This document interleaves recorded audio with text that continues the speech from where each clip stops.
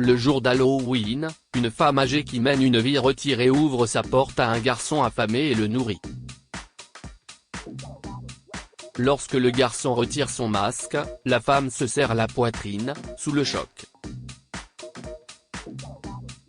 L'enfant est le portrait craché de son fils disparu. Des bonbons ou une farce, criaient les enfants devant la porte de Marilyn, mais elle n'a pas répondu.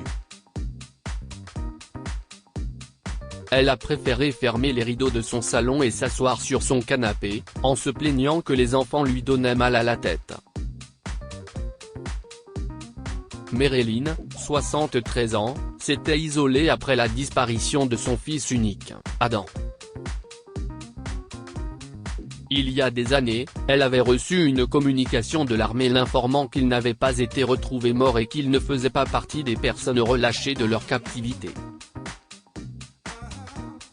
Quelque chose en elle s'est éteint au moment où elle a reçu la terrible nouvelle. Pendant des semaines, Marilyn n'a pas quitté son lit, et lorsqu'elle l'a fait, elle avait changé. Elle ne supportait plus la vie sociale, ayant perdu sa joie de vivre. Comment pouvait-elle être heureuse alors que son fils n'était pas à ses côtés? Mais ce jour-là, Marilyn a entendu une voix derrière sa porte qui a brisé son isolement. Cette voix l'a poussée à ouvrir la porte. Elle était loin de se douter de ce qui l'attendait. Marilyn était contente que les enfants soient partis peu après qu'elle n'a pas répondu à sa porte. Elle pouvait maintenant se détendre, pensait-elle. Mais peu de temps après, elle entendit frapper à la porte. Qui est-ce ? Je déteste vraiment cette chasse aux bonbons ridicule. Je déteste toutes ces célébrations, grommela-t-elle en se dirigeant vers la porte. Elle regarda par le judas de la porte et vit un garçon mince qui se tenait sous son porche. Il portait un masque et tenait un panier de citrouilles dans ses mains, ce qui irrita Marilyn. « Va-t'en » cria-t-elle de l'intérieur. « Fous le clochard. Et dis à tous les enfants du quartier qu'il n'y a pas de friandises pour qui que ce soit ici. Pourquoi vous ne pouvez pas disparaître ?» Il y eut un moment de silence avant qu'elle n'entende la voix triste du garçon. « Je ne veux pas de bonbons. Pouvez-vous me donner quelque chose à manger, s'il vous plaît? Mes frères et sœurs et moi sommes affamés. Nous n'avons pas mangé depuis des jours. » La voix du garçon avait quelque chose d'émouvant pour Marilyn. Elle ne comprenait pas pourquoi elle n'avait pas envie de le repousser. « Il a faim et je ne peux pas le chasser, » pensa-t-elle. Le cœur lourd, Marilyn ouvrit la porte et invita le garçon à entrer. « Entre. Je vais te préparer des sandwichs, » dit-elle. Le garçon la remercia et s'assit dans le salon pendant que Marilyn s'affairait dans la cuisine. Une fois qu'elle eut terminé, elle servit au garçon un sandwich et du lait et en prépara pour ses frères et sœurs. « Il faut que tu enlèves ce masque ridicule pour manger, mon garçon, » dit-elle avec sévérité. « Je n'arrive pas à croire que les enfants soient si stupides de nos jours. » Lorsque le garçon a retiré son masque, Marilyn a frémi. Elle n'arrivait pas à croire ce qu'elle voyait. Son cœur se mit à battre rapidement lorsque le garçon prit une bouchée du sandwich et lui sourit. L'enfant était le portrait craché de son fils disparu. « Comment est-ce possible? Qui es-tu » lui demanda-t-elle, les larmes aux yeux. « Qui sont tes parents, mon garçon? Je m'appelle Ethan. Mon père est mort il y a quelques mois, alors il n'y a que maman et mes frères et sœurs à la maison. » « Quel était le nom de ton père? » demanda-t-elle. « C'était Adam. » Oh. Le garçon posa son sandwich et hocha la tête. « Oui. Comment connaissez-vous le nom de mon père? » Un frisson parcourut le corps de Marilyn en entendant cela. « Seigneur, que se passe-t-il » se demanda-t-elle, impuissante. « Est-il possible que cet enfant soit le fils de mon Adam? Que dois-je faire? Marilyn dut prendre une profonde inspiration avant de pouvoir dire quoi que ce soit. « Où habites-tu, Ethan ?» finit-elle par demander. « Peux-tu m'emmener chez toi? J'aimerais rencontrer ta mère. » Il sourit. « Ma mère aimerait aussi vous rencontrer, madame. Appelez-moi Marilyn, dit-elle. Juste Marilyn. D'accord, Marilyn, dit-il en souriant et en prenant une grosse bouchée du sandwich et une gorgée de lait. Marilyn avait hâte qu'Ethan finisse son repas. Elle devait savoir avec certitude s'il était bien le fils d'Adam et pourquoi elle n'était pas au courant. Il s'est avéré qu'Ethan n'habitait qu'à quelques rues de la maison de Marilyn. Lorsqu'ils sont arrivés, une jeune femme frêle était assise sur une chaise sous le porche.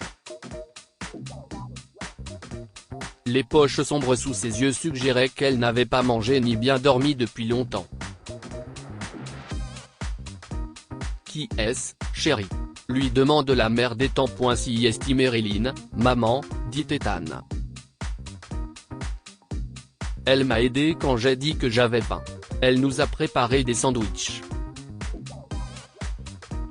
Elle est très gentille. Oh, si est-ce vrai? Merci, Marilyn, dit la mère d'Ethan. Vous n'aviez pas besoin de prendre cette peine, cependant. Je suis désolé, ma santé n'est pas au beau fixe en ce moment, et nous avons un peu de mal. Je m'appelle Lizzie. Je vous en prie, entrez. Marilyn fit appel à sa mémoire, mais le nom de Lizzie ne lui disait rien.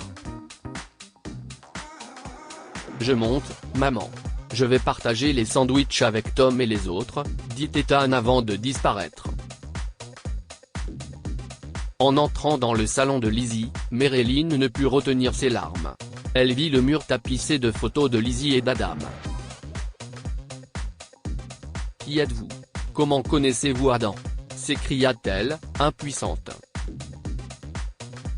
« Adam est mon fils. Où est-il? Savez-vous quelque chose sur lui? S'il vous plaît, dites-moi où il est. » Je n'ai pas entendu parler de lui depuis des années. Les yeux de Lizzie s'écarquillèrent sous le choc.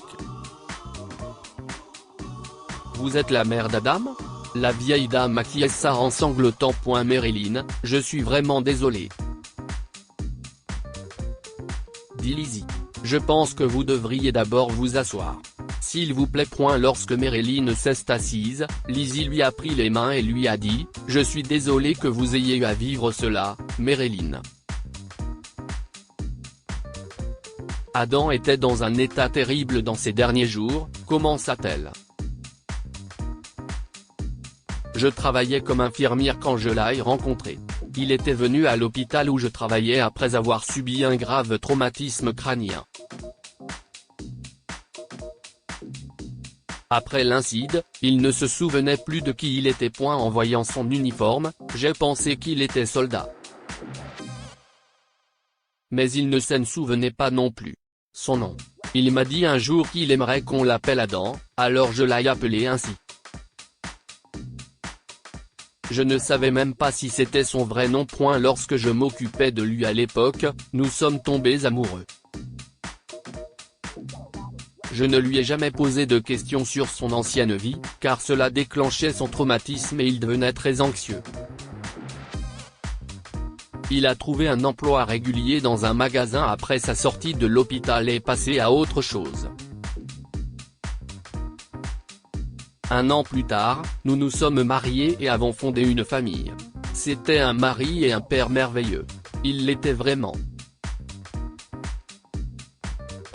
Malheureusement, il a été emporté par un cancer il y a quelques mois, et nous avons ensuite déménagé ici. Si est la maison de mes parents décédés. Je ne savais pas qu'il avait une mère.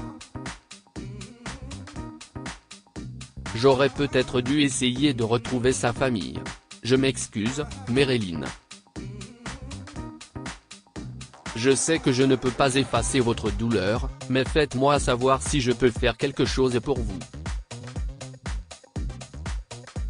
Si est-il forcément un mensonge, s'écria Marilyn. Si est-il un mensonge, n'est-ce pas? Mon Adam. Il est vivant. Il est point Marilyn. Lizzie la serra doucement dans ses bras. Je suis désolé pour votre perte. Je suis vraiment désolé. Oh, mon Dieu. Marilyn sanglota jusqu'à ce que son cœur se sente mieux. Elle a sangloté jusqu'à ce qu'elle réalise que son fils ne reviendrait pas. Où sont les autres enfants? Demanda-t-elle soudain.